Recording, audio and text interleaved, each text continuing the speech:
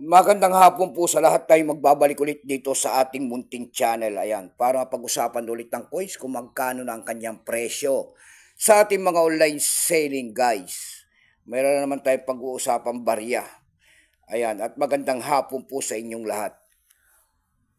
Ang pag-usapan natin barya guys, ito po ay barya po ng Hong Kong. Ayan po, barya po ng Hong Kong year 2015 ng bansang Hong Kong. Ayan, $5 po ng Hong Kong. Ayan, bultuhan pa po ang bili natin sa mga ganyang mga world coins at hindi pa po yung kamahalan guys. Maniwala kayo sa akin. Huwag kayo magpapaniwala na pera na lamang yan kung mga silver yan. Mahal talaga guys.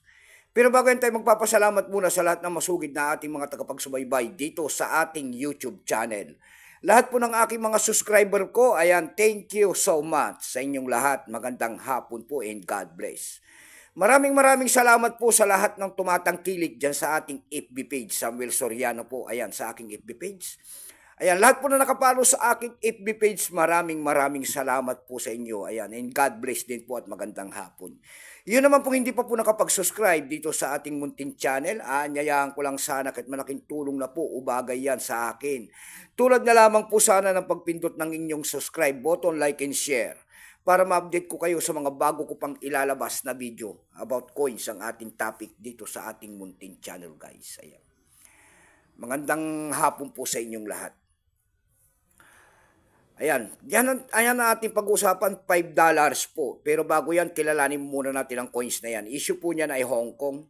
Period niyan ay Queen Elizabeth to 1952 hanggang 1997. Value niyan, ayan.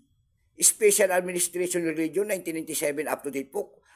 Years niyan mula 1983 hanggang 2019. Ayan, value niyan $5. Currency dollar, 1863 up to date po. Kung ano materialis ang ginamit sa barya na yan, yan po ay copper nickel.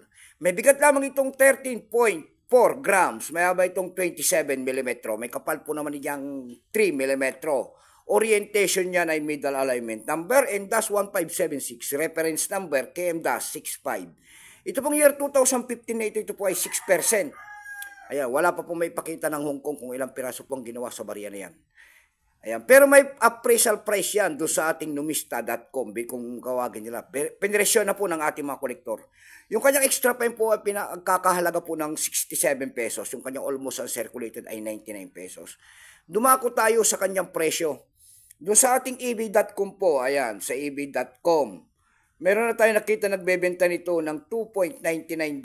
Nasundan po yan ng $2.29. Dako naman tayo sa ebay.com.ph dito sa atin, ebay.com.ph.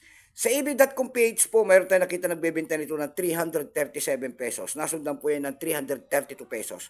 Yung pinakamababa po na bintahan doon ay 224 pesos na.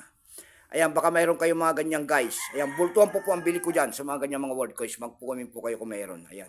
So hanggang dito na lamang po at magandang hapon po sa lahat.